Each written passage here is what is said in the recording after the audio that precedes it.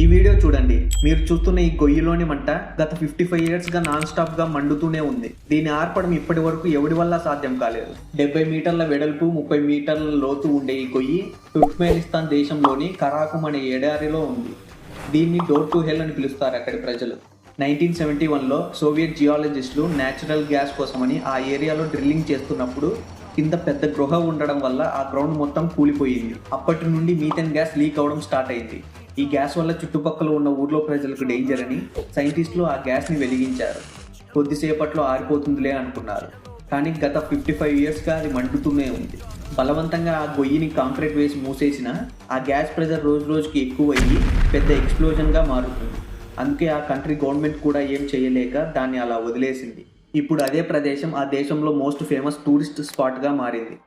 ఆ గ్యాస్ పూర్తిగా అయిపోయే వరకు ఈ డోర్ టు హెల్ మంట ఇలాగే మండుతూనే ఉంటుంది.